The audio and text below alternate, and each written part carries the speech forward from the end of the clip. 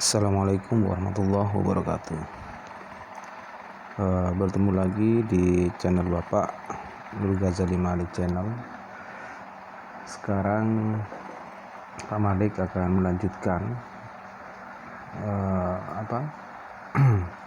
mengenai struktur dan kaidah kebahasaan dalam pelajaran bahasa Indonesia. Anak-anakku sekalian, pada pembelajaran hari ini ada beberapa poin penting yang harus Bapak sampaikan. Di antaranya adalah mengenai struktur dari teks deskripsi dan kaidah kebahasaan yang ada di dalam teks deskripsi. Yang pertama, menelaah struktur dan kaidah kebahasaan di dalam teks deskripsi. Seperti telah dipaparkan pada materi pembelajaran sebelumnya bahwa struktur teks deskripsi itu dibangun oleh dua bagian penting, yaitu deskripsi umum atau identifikasi dan deskripsi bagian. Di dalam deskripsi umum terdapat pada bagian awal sebagai pembuka yang berisi gambaran atau berisi deskripsi terhadap sebuah objek.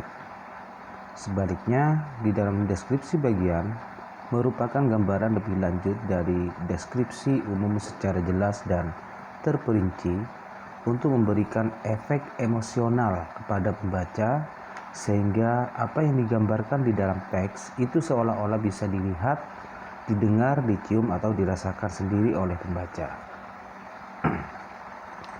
Selain itu, kualitas sebuah teks deskripsi juga bisa ditelaah berdasarkan kaidah kebahasaan yang digunakan. Paling tidak ada 5 kaidah kebahasaan yang perlu diperhatikan. Sebelum menginjak pada poin pertama mengenai struktur deskripsi,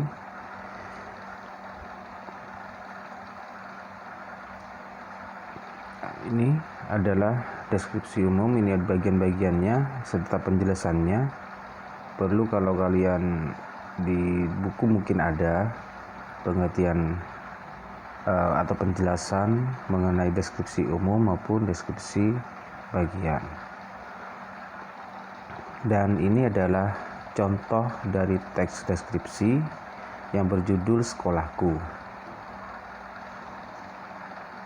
Yang pertama itu judul, di bagian strukturnya Sekolahku. Terus di bagian paragraf 1 itu adalah deskripsi umum, hanya satu paragraf. Paragraf 2, 3, dan 4 itu termasuk dalam deskripsi bagian. Nah, ini yang membedakan antara teks deskripsi dengan teks cerita. Jelas beda. Tetapi tidak menapik ada beberapa siswa yang salah ketika Pak Malik memberikan tugas mencari atau membuat sebuah contoh teks deskripsi yang seolah-olah teks deskripsinya itu sama dengan teks cerita. Tetapi Pak Malik sudah memaklumi ada poin juga atau ada nilai juga untuk hal tersebut. Selanjutnya dari struktur teks deskripsi, lanjut ke poin kedua, yakni kaidah kebahasaan. Kaidah kebahasaannya, kualitas sebuah teks itu tidak hanya ditentukan oleh isi dan struktur, tetapi juga ditentukan oleh penggunaan kaidah kebahasaan. Dari sebagus apapun isi dan struktur sebuah teks, jika mengabaikan kaidah kebahasaan, teks tersebut bisa membingungkan bahkan menyesatkan pembaca. Itu ya. Yang pertama adalah penggunaan kalimat perincian untuk membuat objek menjadi konkret.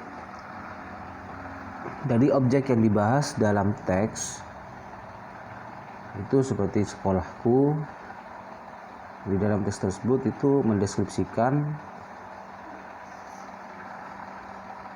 mendeskripsikan mengenai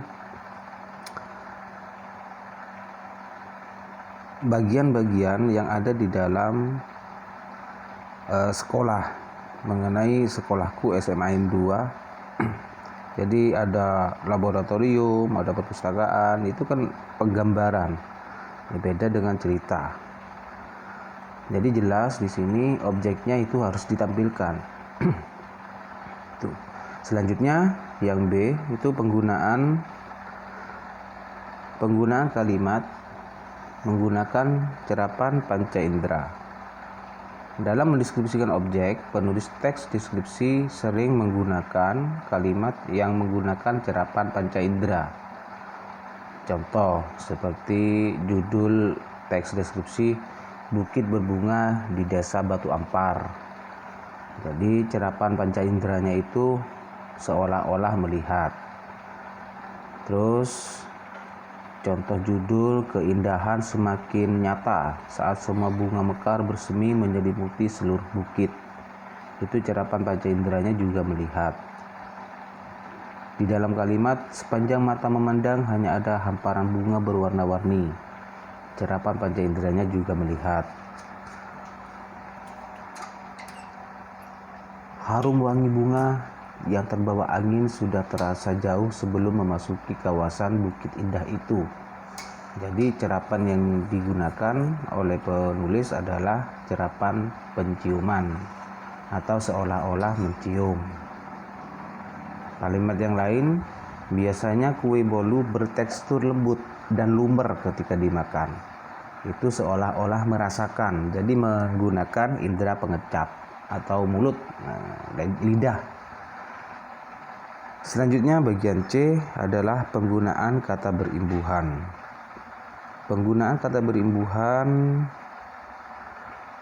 ini biasanya imbuhan bunyi bahasa yang ditambahkan pada sebuah kata di awal, di akhir, di tengah, atau gabungan antara ketiganya untuk membentuk kata baru. Jadi imbuhan digolongkan berdasarkan posisi penambahannya sebagai berikut. Contohnya awalan me, awalan di, awalan ke, ter, pe, per, se, dan ber. Itu awalan. Menulis, kata dasar kan dari tulis, jadi dapat awalan me menjadi menulis. Sisipan, ada sisipan r, ada sisipan l, m, dan in. Akhiran kan, an, i, nyaman, wan, dan wati. Konfiks itu adalah awalan dan akhiran. Konfiks pean, pendengaran, itu kan termasuk konfiks. Kata dasar dengar, jadi pendengaran. Pean ada konfiks kean, konfiks dikan, dan memperkan. Selanjutnya adalah penggunaan kata yang bersinonim. Sinonim adalah suatu kata yang memiliki bentuk berbeda, tetapi memiliki satu makna atau pengertian sama ataupun mirip. Seperti kata pemandangan, sinonimnya adalah panorama. Contoh lain, melihat, sinonimnya adalah menyaksikan. Elok, sinonimnya adalah indah. Selanjutnya adalah penggunaan kata depan. Kata depan atau preposisi adalah kata yang menandai berbagai hubungan makna antara konstituen di depan preposisi tersebut dengan konstituen di belakangnya. Dalam frase pergi ke pasar, misalnya, preposisi ke menyatakan hubungan makna arah antara pergi dan pasar. Jika ditinjau dari segi bentuknya, preposisi ada dua macam, yaitu preposisi tunggal dan preposisi majemuk. Dalam teks deskripsi sering digunakan preposisi tunggal, yaitu preposisi di, ke, dari, dan pada. Selanjutnya, penggunaan kata khusus dalam teks deskripsi. Salah satu jenis golongan kata dalam bahasa Indonesia adalah kata umum dan kata khusus. Dari kata umum adalah kata yang memiliki ruang lingkup luas dan masih dapat diperinci ataupun dijabarkan lebih jauh lagi. Sementara itu, kata khusus adalah kata yang memiliki ruang lingkup kecil dan terbatas. Kata-kata yang termasuk dalam kata umum disebut dengan hipernim. Kata-kata yang termasuk dalam kata khusus disebut dengan hiponim. Tuh, seperti kata indah.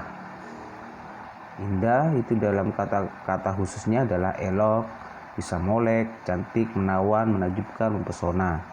Melihat, menonton, menyaksikan, memandang, mengamati maupun memperhatikan. Kata umum mendatangi ya, kata khususnya adalah mampir, singgah, dan berkunjung. Selanjutnya adalah penggunaan huruf kapital dalam teks deskripsi.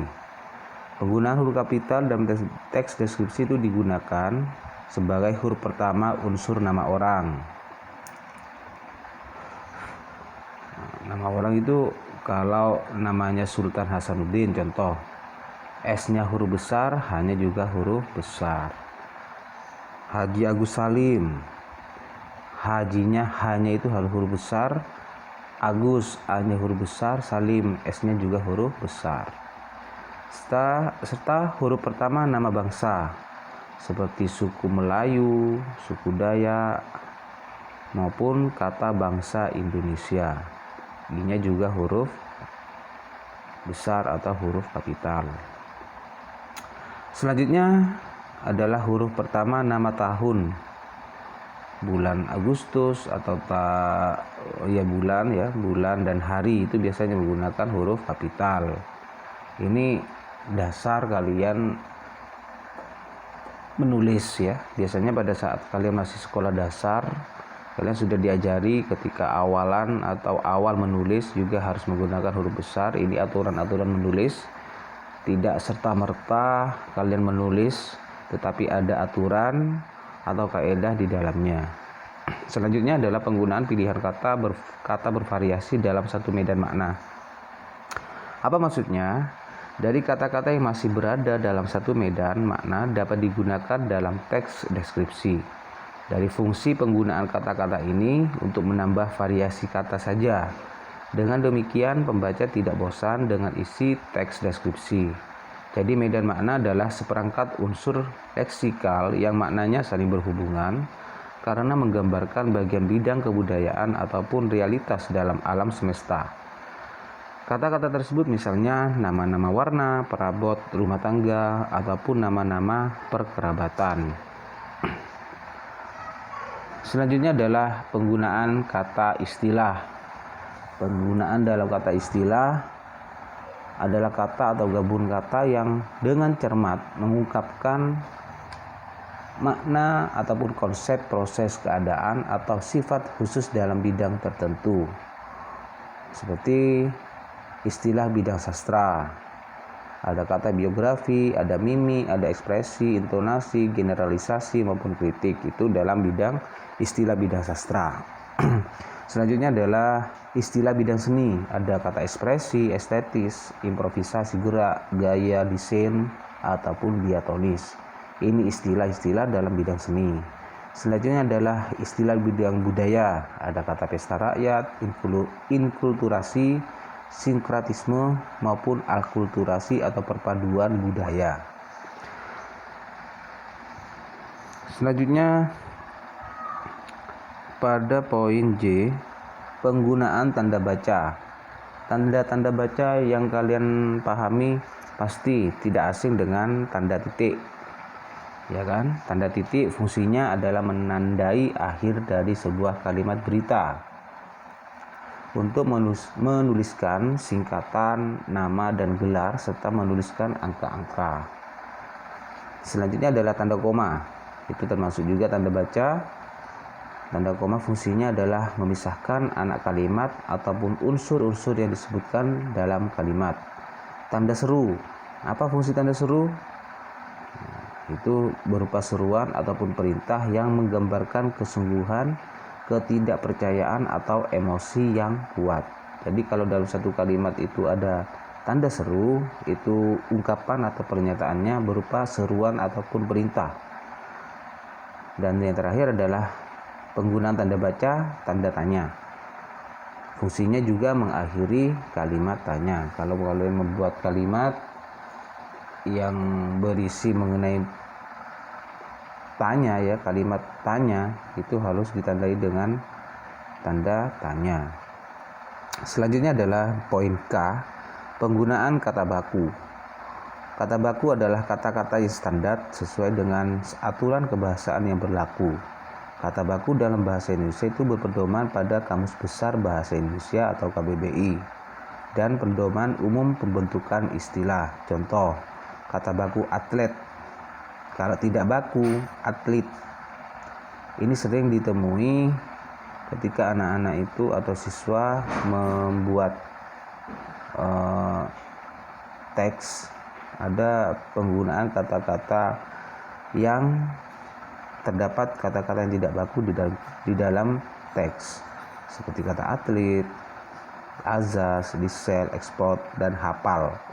Hafal itu termasuk tidak baku, ekspor tidak baku, disel itu tidak baku, azas ya, tidak baku. Sedangkan yang baku adalah asas, disel, ekspor, dan hafal, bukan hafal. Kalau hafal itu adalah tidak baku. Selanjutnya, penggunaan konjungsi. Apa sih konjungsi? Konjungsi adalah kata ataupun ungkapan yang menghubungkan dua satuan bahasa yang sederajat.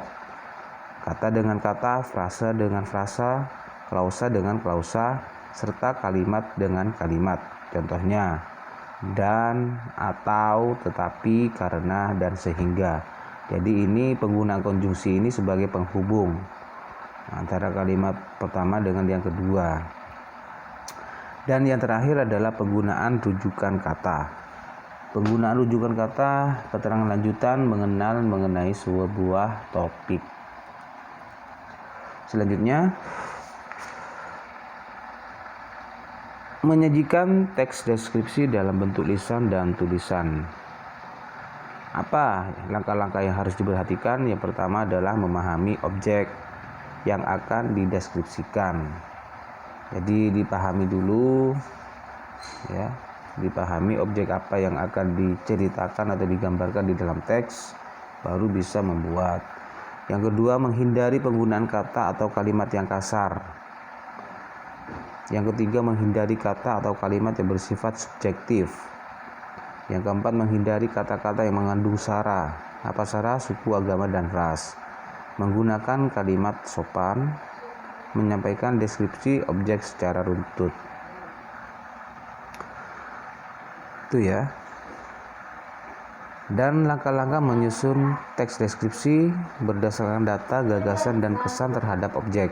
Yang pertama adalah menentukan topik. Yang kedua, menentukan tujuan penulisan. Yang ketiga, mengumpulkan informasi ataupun bahan. Yang keempat, membuat kerangka tulisan. Dan yang kelima adalah mengembangkan kerangka karangan. Jadi ini adalah langkah-langkah dalam penyusunan teks deskripsi yang harus kalian pahami. Jadi ketika kalian membuat sebuah topik, itu harus dipahami dulu ya, deskripsinya, apa objek yang akan disusun. Tuh ya. Sampai di sini pembelajaran pada hari ini. Tetap semangat, tetap belajar agar apa yang kalian cita-citakan bisa tercapai. Sekian dari Bapak. Wassalamualaikum warahmatullahi wabarakatuh.